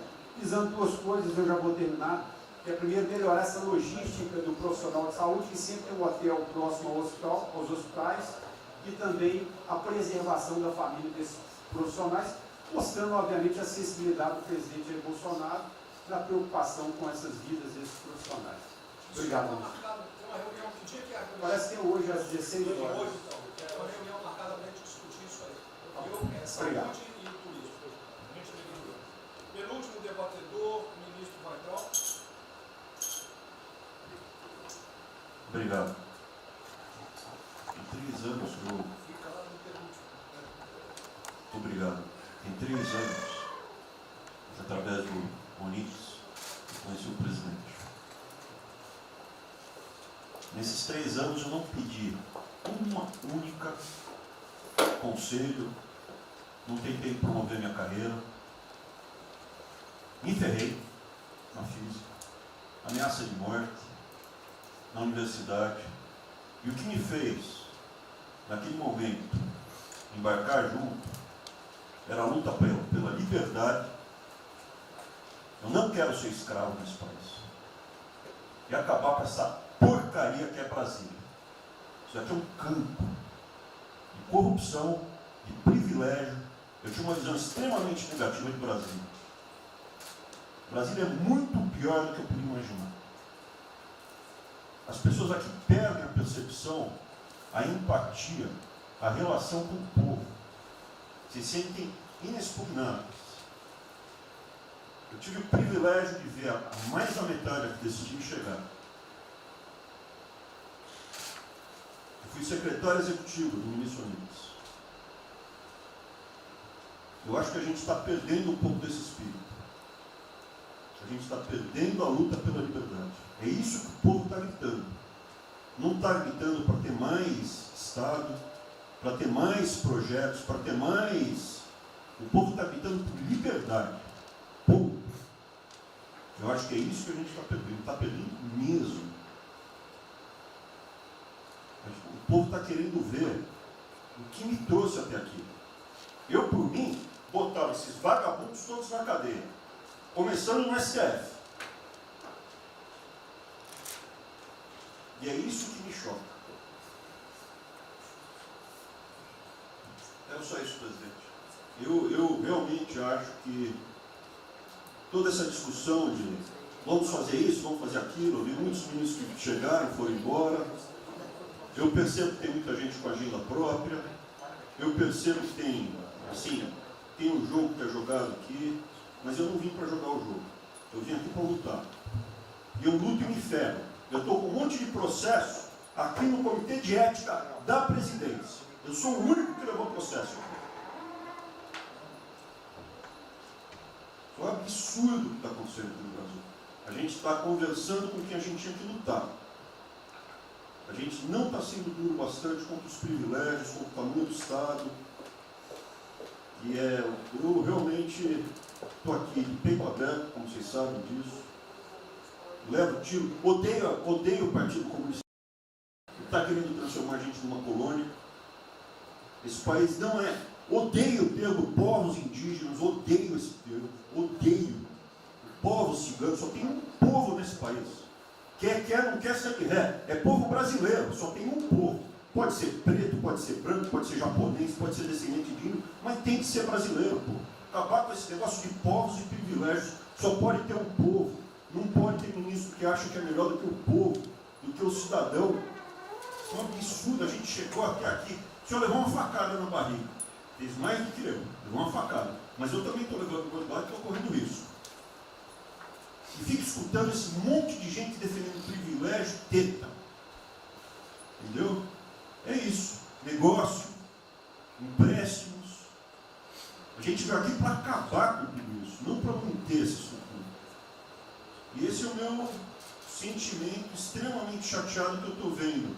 Essa oportunidade se perder. Eu sou, evidentemente, eu estou no grupo dos ministros que está mais ligado com a militância. É evidente que eu era um militante. Eu estava militando de peito aberto, continuo militando, do ponto de vista de carreira. Eu poderia ter tentado me dar bem. Não foi isso que eu fiz. Não foi isso que eu fiz. Sei que isso daqui é um palácio, existem intrigas palacianas, estou sendo muito franco. E a gente pode sim perder a liberdade, perder esse país. Ninguém vai se dar bem se a gente perder esse país. Quem vai se dar bem são pouquíssimas famílias. Pouquíssimas famílias. Não se iludam. Não se iludam. É isso. Deixa eu complementar aqui. O que o Ventório está falando, estou com 65 anos, a gente vai se aproximando do que não deve. Eu já tenho me policiado tocante a isso daí. São pessoas aqui em Brasília, os 3 poderes, que não sabem o que é povo. Eu converso com alguns, não sabem o que é um feijão com arroz, não sabem o que é um supermercado, esqueceu. Acho que o dinheiro cai do céu. Eu estou com meus privilégios garantidos, meus 100 mil por mês, em média, 100 mil por mês, né? Legalmente. E acho que isso não vai acabar nunca. Como alguns acham que a liberdade, qual é desse cara? Tá maluco? Eu estou vendo mais antigo aqui, o João Helena aqui. Ele sabe o que foi 64. Muitos aqui não sabem. Essa cambada que tentou chegar no poder de 64, se tiver chegado, ele estava fudido todo mundo aqui. Cortando, ele estava felicíssimo cortando cana, ganhando $20 por mês. Não pode esquecer disso. Nós não podemos esquecer o que é esse povo. Eu vou convidar os ministros para domingo e passar essa semana. Convite, não é missão, não, convite. Para ver como é que está o cara na esquina. Para ver uns merda para falar aí, né? Uns merda de sempre. O cara rompeu o isolamento, está dando peça. Tem peça pro cacete, pô. Está passando fome, está na merda, pô. Sentiu o cheiro de povo. Como eu falei, lá. É uma experiência para todo político sentir. E lá ver como é que está o negócio. Ou a gente tem que estar como se fosse, né, um general na retaguarda e deixar a tropa se ferrar na frente. Não, o general está na frente, o coronel está na frente, o capitão está na frente. Nós, heróis da Segunda Guerra Mundial, estiver na frente do campo de batalha. Simples aqui, tenho certeza, nas Forças Armadas vão cumprir com o seu papel, mas nós temos que dar exemplo e mostrar que o Brasil não é. Eu sou mais educado que o Ventório, até me poli muito, o linguajar que ele usou, mas não é isso. Que o pessoal pinta por aí, se reunindo de madrugada, para lá, para cá, cima de informações. O meu funciona. O meu particular funciona. Os que tem oficialmente desinformam. E voltando ao tema, eu prefiro não ter informação do que ser desinformado por cima de informações que eu tenho. Então, pessoal, muitos vão poder sair do Brasil. Mas não quero sair, ver a minha irmã de Eldorado, outra de Cajati, o coitado do meu irmão, capitão do exército de Miracatu, se fuder, pô. Como é perseguido o tempo todo. É a bosta da Folha de São Paulo, diz que meu irmão foi expulso de um açougue em registro, que estava comprando carne sem máscara. Comprovou no papel, estava em São Paulo esse dia. O dono do restaurante, do açougue, falou que não estava lá. Eu tenho um garoto aqui, com todo respeito, do BNDES. Eu conhecia, ele usava calção lá. Pode ver os Estados Unidos para cá, podia estar muito bem lá. Veio para cá, eu tentava mudar o Brasil com o vídeo do Paulo Guedes. E amigos, pais dele, você conhece ele, né, Paulo Guedes? Eu não lembro dos teus pais, lembro de você, tá certo? Mas alguém que está investindo aqui. E todos nós temos que pensar nisso. E que cada um faça, exerça o teu papel, se exponha.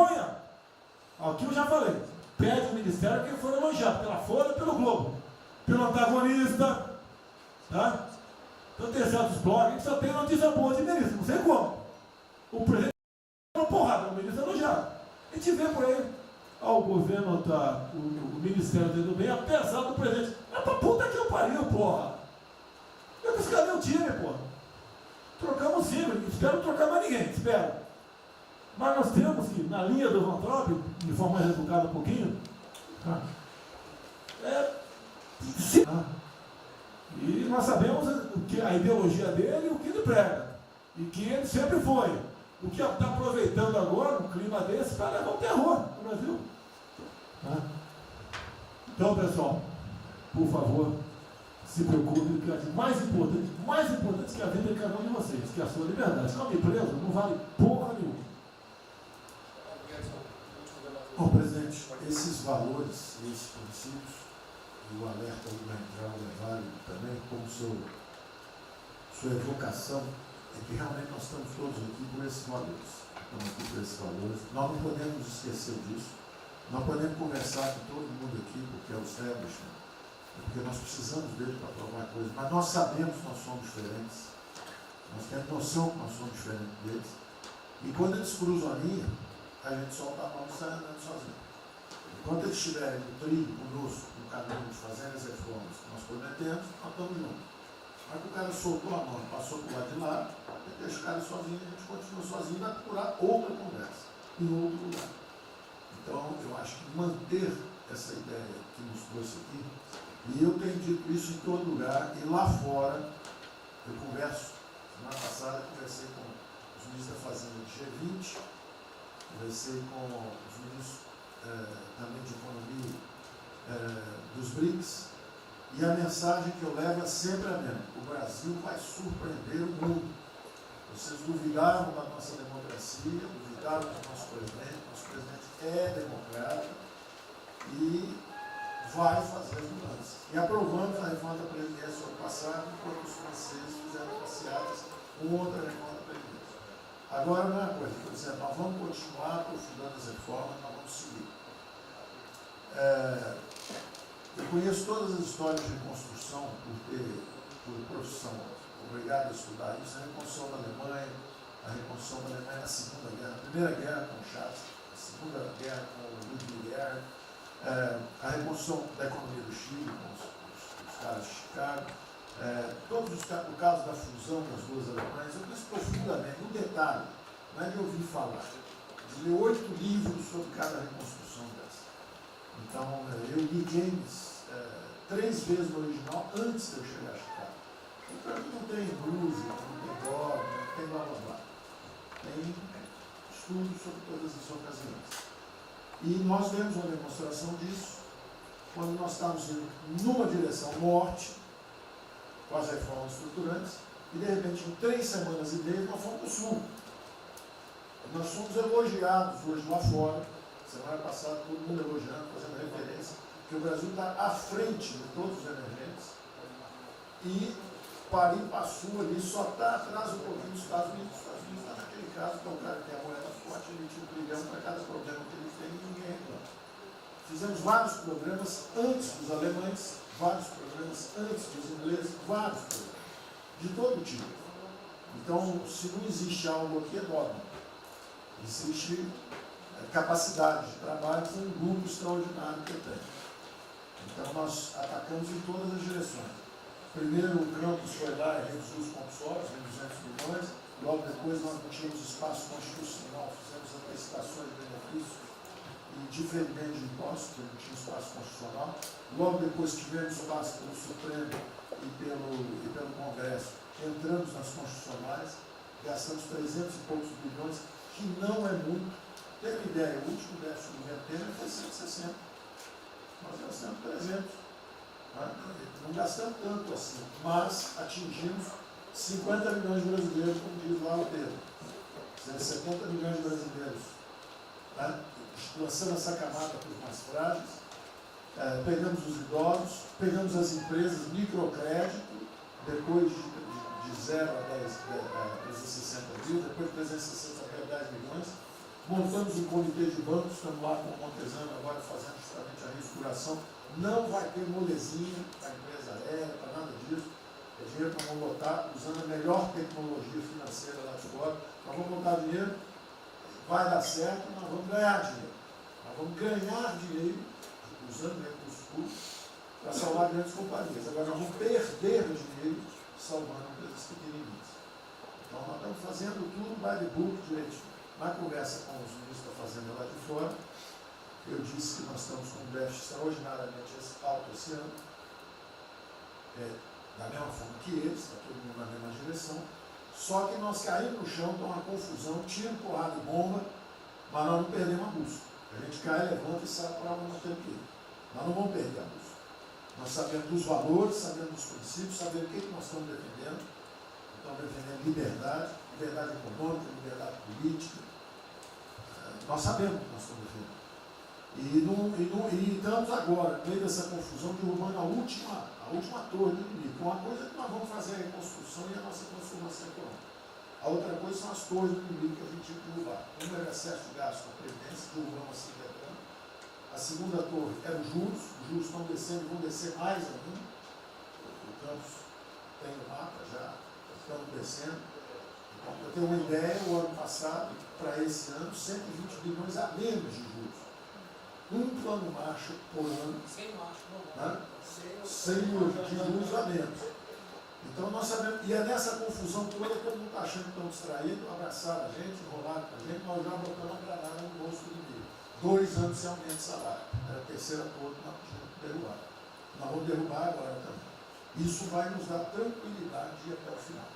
Não tem jeito de fazer um impeachment se a gente tiver com as contas arrumadas, que um dia acabou, não tem jeito. E o presidente está no ponto futuro. Porque o presidente falou o seguinte, tudo bem, tem a primeira onda que é a da saúde, mas tem a segunda que é da economia. E uma vem agarrada com a outra. Nós estamos ainda tentando sair da primeira, a segunda já está querendo bater. Eu ainda acho que nós estamos preservando os sinais vitais da economia brasileira. Ela, para mim, ainda é um urso hibernando. Baixa sua energia para zero, consumo de energia para quase zero, só respira. Mas quando você sai da luta, você sai para comer o primeiro bicho não passar, você tem força. Nós não podemos deixar isso graças à super safra da nossa Tereza, à logística do Tarcísio, a comida está chegando, as exportações estão seguindo, a China é aquele cara que você sabe que você tem que aguentar, porque para vocês terem uma ideia, para cada $1 que a gente exporta 3 na China. Você sabe que ele é diferente de você, você sabe que geopoliticamente você está do lado de cá. Então você sabe o seguinte, não deixa jogar fora aquilo ali não, porque aquilo ali é comida nossa, né? Estamos exportando para aqueles caras. Não vamos vender para eles, é um político nosso. Mas vamos vender a nossa soja para eles. Isso a gente pode vender à vontade. Eles vão comer. A Índia também vai precisar comer. Vai ser o trading da água. Eles vão dizer que é a melhor trading da água. Um dia alguém comentou comigo, acho que foi o Campos, não foi o Campos? Foi. É o trading da água. Quer dizer, os caras precisam de alimento, não tem água, nós temos muito mais água do que eles têm. Então eles vão ter que abrir mão da agricultura para fazer outras coisas e nós vamos poder exportar para eles também. Então nós temos um mapa de voo bom, nós temos uma equipe jovem, preparada, todo mundo trabalhando junto, e nós não vamos perder o rumo, nós não podemos perder o rumo. Então vai ter muita conversa, vamos para cá, vamos para lá, vamos fazer isso, vamos fazer aquilo, não vamos perder o rumo não. Pode dar investimento, bota perucadora, passa batom vermelho, faz uma opção de coisa que for necessária politicamente, mas não vão perder o rumo econômico, não, nós sabemos onde nós estamos. Então, eu estou só dando uma mensagem de tranquilidade para todo mundo aqui, que é o seguinte, nós não estamos fazendo nada exótico, dogmático, nada disso. Nós estamos indo numa direção, fizemos o que o mundo inteiro fez, em 3 semanas e meia, nós fizemos o que o mundo inteiro fez, só que nós não vamos perder o rumo, não. Nós sabemos para onde nós vamos voltar já. Tá certo? E se o mundo for diferente, nós vamos ter capacidade de adaptação. Por exemplo, eu já tenho conversado com o ministro da Defesa, já conversamos algumas vezes, quantos 200 mil, 300 mil, quantos jovens aprendizes nós podemos absorver nos quartéis brasileiros? 1 milhão? 1 milhão a R$200, que é o Bolsa Família, R$300, o cara de manhã faz calistenia, aprende civil, organização social, como é que é o SPB, organização social, política, né? Faz ginástica, canta o hino, bate continente de tarde, aprende a ser um cidadão, disciplina, usar usar o tempo construtivamente, voluntário para fazer estrada, para fazer isso aqui. Sabe quanto custa isso? R$200 por mês, 1 milhão de carros, 200 milhões. Joga 10 meses, 2 bi, isso é nada. Então nós vamos pegar na reconstrução, nós vamos pegar 1 bilhão, 2 bilhões e contrata 1 milhão de jovens aqui. A Alemanha fez isso na reconstrução. Aí você também quer fazer estrada, precisa de 3, 4 milhões a mais, tem um orçamento de 8, toma aqui seus 4 milhões. Isso não faz falta. Não faz falta. Não é isso o problema. A mesma coisa o nosso problema do jogo, lá nos recursos integrados, não tem problema nenhum, são milionários, executivos do mundo inteiro. O cara vem, fazem convenções, olha, o turismo saiu de 5 milhões de Singapura para 30 milhões por ano. O Brasil recebe 6. Uma pequena cidade recebe 30 milhões de turistas. O sonho do presidente de transformar o Rio de Janeiro em Cancún, o maior dos reis em Cancún, aquilo ali pode virar um raio. Entendeu? A mesma coisa a Espanha. A Espanha recebe 30, 40 milhões de turistas. Isso é uma cidade da Ásia. Macau recebe 26 milhões hoje na China. Só por causa desse negócio. É um centro de negócio. É só maior de idade. O cara entra, deixa a grana lá, que ele ganhou anteontem, ele deixa aquilo lá, bebe, sai feliz da vida. Aquilo ali não atrapalha ninguém. Aquilo não atrapalha ninguém. Deixa cada um se fuder.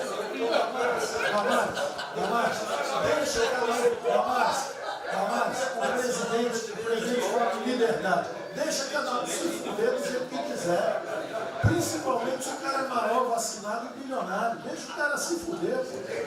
Lá não entra nenhum brasileirinho. Não entra nenhum brasileirinho desprotegido. Se a CGU tiver como controlar a entrada e a saída do dinheiro. Isso, então vamos lá. Se não tiver como lavar dinheiro sujo. Então, só para terminar as observações também finais ali, o Campos falou duas coisas também interessantes. Então, o Campos falou duas coisas interessantes ali. Uma é o seguinte, o estrangeiro para vir para fazer investimentos, eu recebi o embaixador, já reportei isso para o presidente, eu recebi o embaixador dos Estados Unidos e ele veio conversar conosco. E a mensagem maior dele era uma só. Assim, olha, nós queremos um bom ambiente de negócio. Nós vamos colocar centenas de bilhões de dólares aqui. O mundo inteiro quer investir no Brasil. Agora nós precisamos de um bom ambiente de negócio. Simplificação de impostos, segurança jurídica, coisa desse tipo. Né? Então, o secretário do Comércio americano, que é o Wilbur Ross, o cara me disse o seguinte, eu só tenho um conselho para vocês. Vamos aderir ao GPA, é o General Purchasing Agreement, que é o seguinte, é um acordo, nós com a entrada na OECD, nós assinamos esse acordo, e esse acordo diz o seguinte, não pode haver nenhuma compra governamental sem transparência. Acabou. Então não basta a gente fazer isso, quer dizer, vai fazer concorrência para concessão, privatização, então nós já estamos na pista certa, já estamos indo na direção certa. Só uma informação sobre isso aí, eu fiz uma reunião com o pessoal da CDE essa semana, agora foi semana passada, falando do nosso interesse, eles falaram que já nos consideram da CDE. Sim. Tá? Então, os ministérios, estou falando isso porque vários ministérios têm uma pauta a cumprir. Vamos continuar nisso porque vamos dizer, a impressão foi excepcional. Isso, só um dado aqui do ACDE, rapidamente do ACDE. Não, o embaixador disse isso. O embaixador disse, nós não podemos perder a oportunidade do presidente está tão próximo aqui. Os nossos dois presidentes estão próximos. Nós não podemos perder essa oportunidade. O presidente da OCDE disse que realmente os Estados Unidos, que era, vamos dizer assim, tinha uma certa objeção, agora já está favorável. Ministro, é só um dado, a OCDE, 90% dos países que hoje integram a OCDE já contam com os resorts integrados. Os outros 10% são muçulmanos. 88% tem um ensino domiciliar, então a gente vai entrar para a MD hoje lá, tá? Vamos escolher. Vamos escolher. Pronto, obrigada.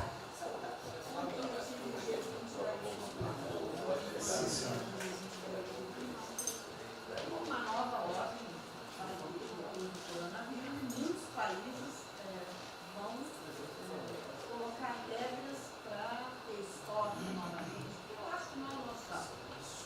Nós temos que ter acesso ao mercado, mas nós precisamos incentivar o turismo. É o único produto que o Brasil não é autossuficiente.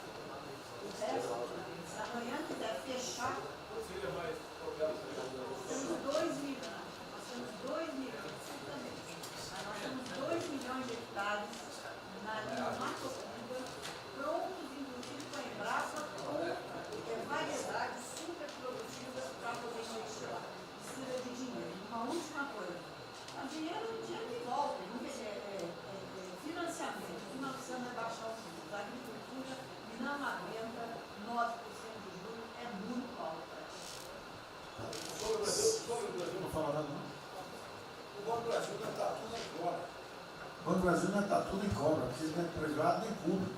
Então, se for apertar o Rubem, coitado, ele é super liberal. Mas se apertar ele e falar, bota o juro baixo, eu não posso, senão a turma, os privados, meus minoritários me apertam. Aí você fala assim, bota o juro alto, eu não posso, porque senão o governo me aperta. O Banco do Brasil é um caso pronto de privatização. É um caso pronto, e a gente não está dando espaço. Só já notou que o BNDES e a Caixa, que são nossos públicos, a gente faz o que a gente quer. O Banco do Brasil não consegue fazer nada, e tem um liberal lá. Então tem que vender essa porra logo. Apesar de todo o aumento de risco que passou a haver no sistema bancário, o Banco do Brasil está expandindo bastante seus empréstimos e a agricultura, a ministra Tereza Cristina testemunha aqui de que o apoio está sendo muito grande e nós estamos numa situação confortável, ministro, porque, primeiro porque em termos de liquidez, o público vê o Banco do Brasil como um porto seguro. Então, nós não estamos tendo problemas que outros bancos estão tendo, de preocupação com a liquidez do banco, com a rigidez do banco. E na nossa formação de resultado, as pessoas físicas não têm um papel preponderante dentro do Banco do Brasil. E nós temos a felicidade, nesse momento, de contar com folhas de pagamento de empresas públicas, das Forças Armadas, né, que em termos relativos estão numa situação mais segura do cidadão comum que não participa de empresas públicas. Mas só confessa o seu sonho. Confessa o sonho. Confessa o seu sonho. Em relação à privatização... Foi em 23 a confessa, agora não. Em relação à privatização, eu acho que fica claro que com o BNDES cuidando do desenvolvimento, com a Caixa cuidando da área social, o Banco do Brasil estaria pronto para um programa de privatização. Né? Mas isso a gente pode fazer. Só se discute, só se fala isso em 23. A gente pode fazer um dia um seminário aí, que possa escrever. Porque o Banco do Brasil, no passado, teve muitos privilégios pelo fato de ser público. Né? As folhas de pagamento vinham naturalmente do Banco do Brasil para a Caixa. A administração dos depósitos judiciais eram sempre do Banco do Brasil e da Caixa. Hoje isso tudo é processo de concorrência. Nós temos que pagar muito caro por esses antigos privilégios que não são mais privilégios. E fica só o lado ruim de ser estatal, pesando no Banco do Brasil. Porque a gente não tem a mesma facilidade de contratação, a gente não tem a mesma facilidade de demissão de maus funcionários e vai por diante. Quer dizer, tudo tem que se submeter ao governo, o Tribunal de Contas travando tudo. Né? O Tribunal de Contas, hoje em dia, é uma usina de terror. Se a gente faz alguma coisa, está arriscado ir para a cadeia. Se não faz, é processado por inação. Você não tomou as providências que tinha que ter tomado. Virou um terror isso. Se ficar o bicho quieto, se correu para o ponto. Agora, se me permite, eu queria fazer uma observação rápida sobre a área de medicina. Eu acompanho os números diariamente. Eu vejo que os óbitos, eles chegaram diários, passaram de 200 durante alguns dias, 4, 5 dias, mais de 200 pessoas sendo mortas. De uns 4, 5 dias para cá, esses óbitos caíram bastante, já não chegam mais na casa dos 200. A minha sensação, de quem não é especialista no negócio, mas que observa os números, é que o tal do pico, o tal famoso pico, que gerava tantas preocupações, a minha sensação é que esse pico já passou. Né? Agora, é que o senhor não viu o número que nós mostramos assim agora, mas isso é outra história. Senhores, sem querer cortar, muito obrigado a todos, porque senão não teria.